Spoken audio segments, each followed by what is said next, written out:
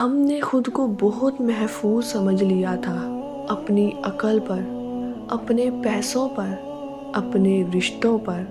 ہمیں لگتا تھا ہم نے سب سنبھال لیا ہے، لیکن ایک لمحہ آیا اور سب کچھ ہل گیا۔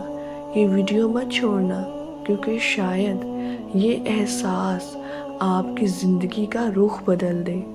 السلام علیکم ورحمۃ اللہ وبرکاتہ۔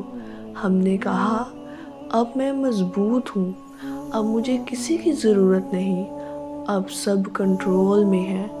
ہم نے تالے بھی لگا لیے، بیک اپ پلان بھی بنا لیے، لوگوں کا سہارا بھی رکھ لیا، لیکن ایک سوال ہم نے کبھی خود سے نہیں پوچھا، کیا ہم نے اللہ کو ساتھ رکھا؟ ہم سمجھتے رہے یہ گھر ہمیں بچا لے گا، یہ انسان ہمیں سنبھال لیں گے، یہ پیسہ ہمیں محفوظ رکھے گا۔ لیکن جب بیماری آ گئی، رشتہ ٹوٹ گیا، دل بیٹھ گیا، خوف نے آ لیا، تو سب سہارے خاموش ہو گئے۔ اور تب سمجھ آیا اللہ کے بغیر کوئی حفاظت نہیں۔ اگر اللہ حفاظت نہ کرے تو دیواریں بھی نہیں بچاتی، لوگ بھی نہیں بچاتے، اور ہم خود بھی نہیں بچا سکتے۔ اور اگر اللہ حفاظت کرے تو طوفان بھی راستہ بدل لیتا ہے، دشمن بھی بے بس ہو جاتا ہے، اور نقصان بھی رحمت بن جاتا ہے۔ یہ فرق ہے اللہ کے ساتھ ہونے کا۔ ہم کہاں دھوکہ کھا گئے؟ ہم نے توکل کو کمزوری سمجھ لیا، دعا کو آخری آپشن بنا لیا، اور اللہ کو صرف مشکلوں تک محدود کر دیا۔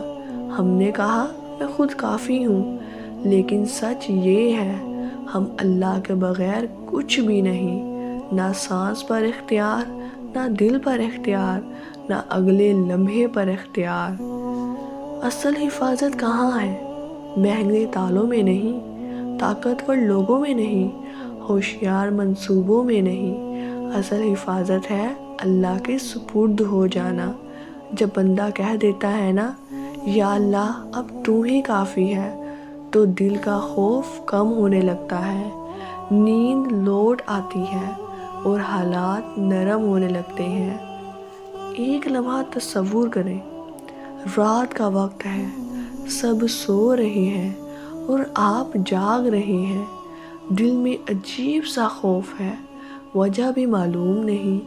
اس لمحے اگر آپ کا دل کہے یا اللہ میری حفاظت فرما، تو یقین کریں وہ دعا فضا میں گم نہیں ہوتی۔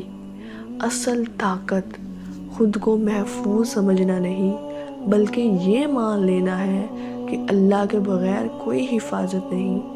یہ مان لینا کمزوری نہیں، یہ ایمان کی مضبوطی ہے، کیونکہ جو اللہ کے حوالے ہو جائے وہ کبھی تنہا نہیں ہوتا۔